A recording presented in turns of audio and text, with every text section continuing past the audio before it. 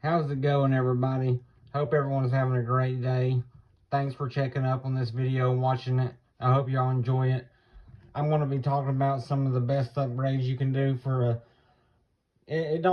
all these upgrades, they won't break the bank. I mean, some of them are pretty expensive, but they're worth it. Your 3.3 will last longer. It'll perform better. It'll have more power. And the first thing we're going to talk about is an OS 11K card. I'm sure everyone's heard about putting these on a TRX 3.3. Well, yes, it is a very good upgrade. It does make a big difference. It tunes way better. It performs better. Your engine will have a little bit more power, a little bit more torque. It'll idle better. This carburetor is a higher quality. I mean, let's take a look at the stock carburetor.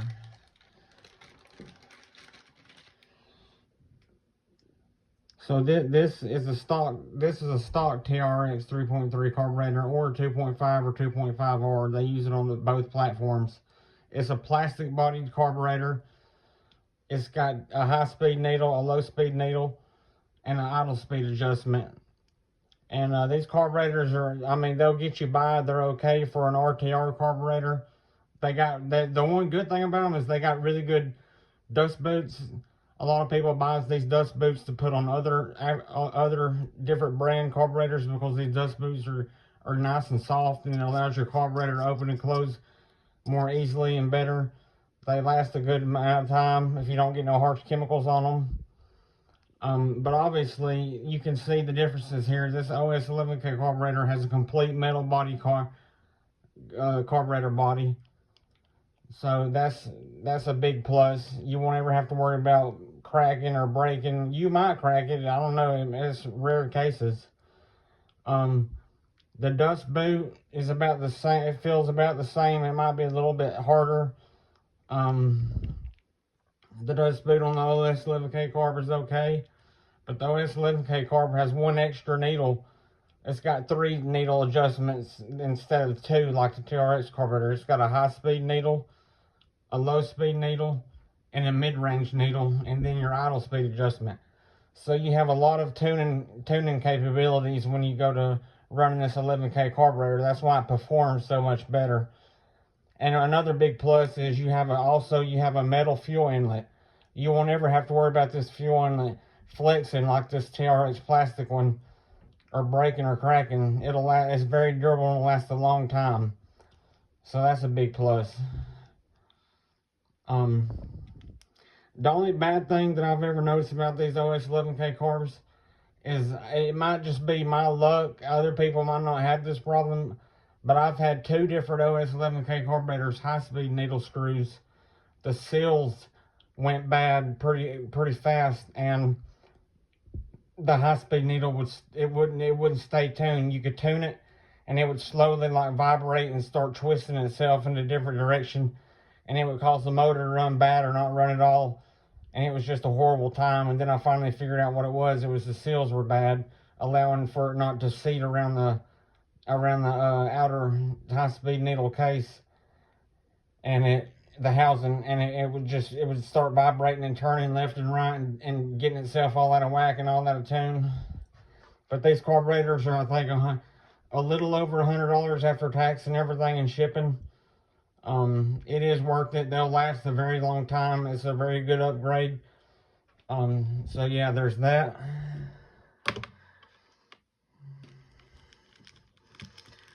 The next very great upgrade is ceramic engine bearings, and I highly recommend Acer ceramic engine bearings. I've used these a lot. They last freaking forever if you take care of your engine and don't get no dirt or debris in it, and you don't run it crazy and not be real harsh on it.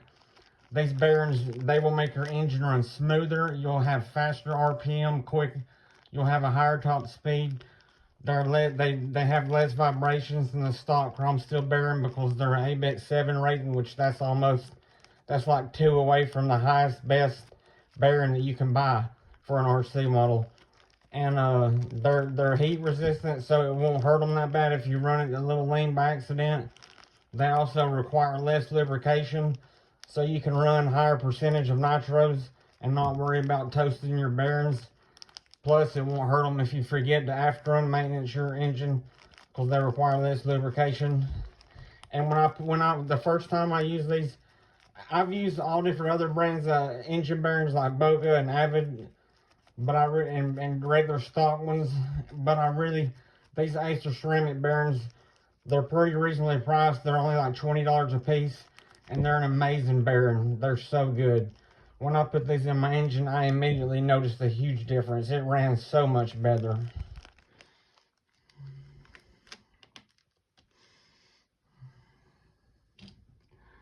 The next great upgrade is we're going to talk about is an upgraded connecting rod that actually has a top bushing.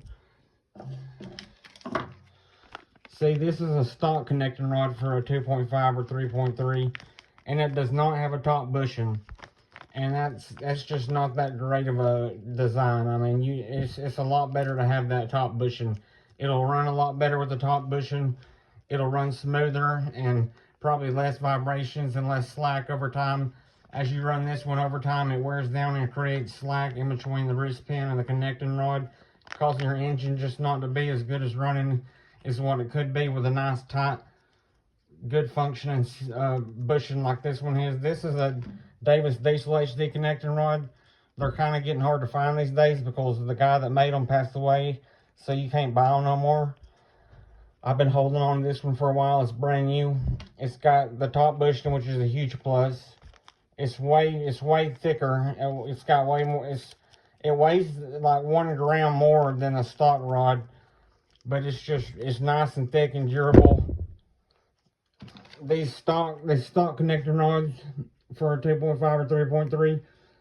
I mean, you don't have to, but I mean, if you run it, if you take your engine and you don't abuse it and you run it okay and you keep it lubricated, you won't have to as much. But you should really change the stock connecting rods out after every like 2.5 to 3 gallons to keep the risk down from the rod failing.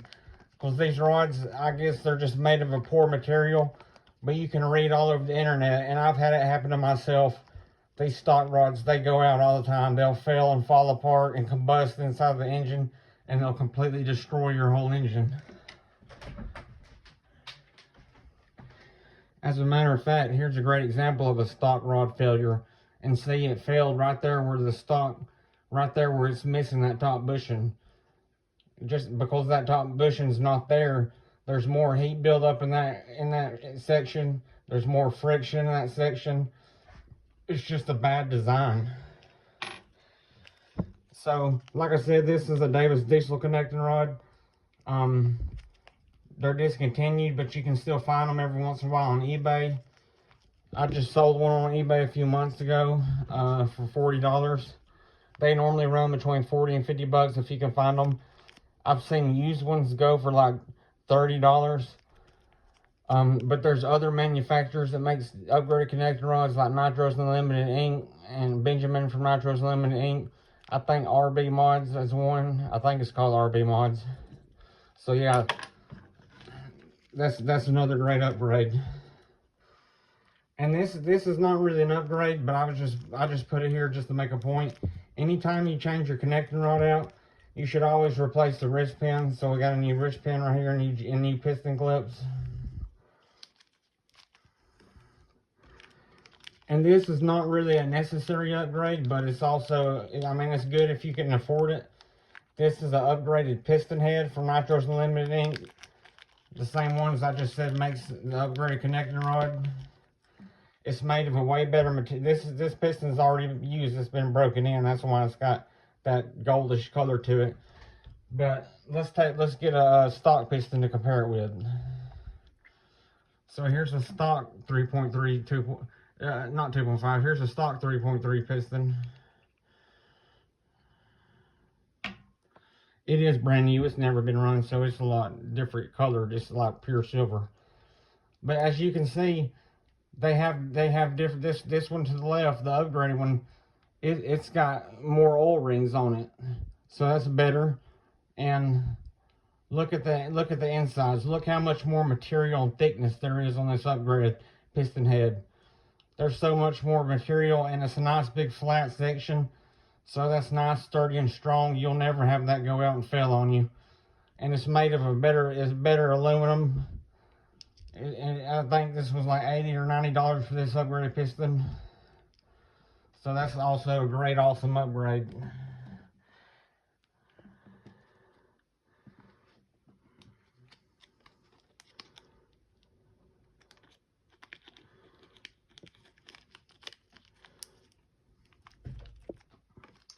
And this is not an upgrade, but just like I said to do with the wrist pin. Anytime you're going to be buying and using a new piston, you need to go ahead and start off with a fresh new sleeve too. That way your piston and sleeve will be broken in together, and it'll perform better. And it'll probably last longer. If you broke in a sleeve with a different piston and then you went and bought an aftermarket piston and tried using the aftermarket piston on the sleeve that's already been broken into a different piston, it might not seal off and seat properly. It might not run right. It might not last that long. It might lock up. It might not even have compression at all. So it's best just to go ahead and get a new sleeve to go with the new piston. Which this piston does go to this sleeve. This is a match set. The next upgrade is get you a nice OS glow plug, OS LC3 or LC4. I like the LC4s. I have good luck with them. They last many months with me. This is a LC4. I just cut the package down because I keep it in my receiver box on my Nitro RC just to keep a spare in case I need it. So that's why it ain't got no, like, that's why the package is all cut up and real small like this. And another upgrade is different flywheels. This is a stock flywheel. This will give you more torque and smoother, more balanced running, less vibrations. This is just for like common running and regular bashing. Just casual use of your nitro engine is perfectly fine to use the stock one. But if you're going to be racing and doing track times and track running, I highly recommend getting a lightweight aluminum flywheel. They'll give you quicker throttle responses and faster acceleration, faster deceleration. But they can sometimes have problems, like they're not as well balanced as the stock flywheels. They might not last as long as the stock flywheel. You can have problems like the pins not being aligned correctly. With, you know, just different aftermarket brands might have different issues like that. But these lightweight aluminum flywheels do have problems with idling. They will mess up your idling. You'll have to adjust the tuning on your carburetor because they're easy about stalling out and going dead when they're idling in low RPMs with these lightweight aluminum flywheels. I know when I put one of these, this is a Trinity aluminum flywheel. They're discontinued, but they're pretty popular for Traxxas 2.5s and 3.3s. And I know when I put this on my 3.3, my 3.3 all of a sudden started stalling out all the time. And I mean, I kept having to play with idle it up just to keep it running while I was sitting there until I gave it throttle. So that's kind of annoying. Like I said, I would only get a lightweight aluminum flywheel. Like, you could get some, like Hot Racing's got the lightweight aluminum flywheels. It's got the 3-shoe clutch design with aluminum clutch shoes. Those have better engagement and they'll have a better bite and they'll engage more harder than the stock Teflon 2-shoe Traxxas clutches. So they're a good upgrade. So guys, that's about. And there's other upgrades out there on the market that you can get for 3.3s. Like there's different cooling heads from different manufacturers. There's crankshafts from different manufacturers like Dynotech. And there might be others, I just can't think of their names right now. Yeah, and there's probably other upgrades that I can't think of. But these that I'm showing you right here is just some of the basic ones that most common that people does of the 3.3s. And if you do these upgrades to your 3.3, you'll have a great little powerhouse of an engine that will perform awesomely. And I would also don't recommend using these little meshed air filters. These meshed air filters, it's got a mesh screen. These are the ones that comes on the 3.3s and 2.5s. If you was to just buy them or do the engine replacement plan that comes in these boxes. Most of them, if you was to buy a RC model like a T-Max 3.3 or a Revo 3.3 or Slayer Pro, they come with these better dual stage high flow air filters. This is the better option that you want. It'll have better airflow. So if you was to buy one of these engines that comes in a box like this and it's got this stock air filter on it, just go ahead and get you the bigger upgraded air filter, because it'll perform, your engine will perform better, it'll breathe better, and it's got dual filters, so you have a good range of different oiling possibilities. Like if you're going to be running it in like sandy conditions, oil the inner filter but leave the outside filter dry.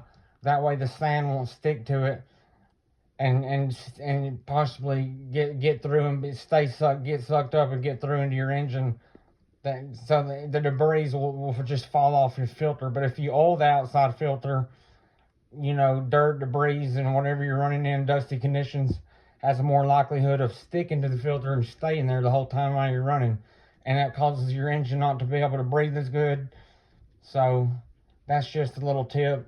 Just oil the inner filter if you're running in dirty conditions. But if you're running on like pavement or gravel where there's not, or grass where there's not a lot of dust and dirt, you can go ahead and oil both filters for that extra protection.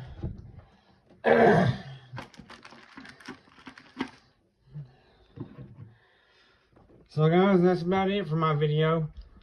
I've got a couple of more 3.3 videos coming up here soon.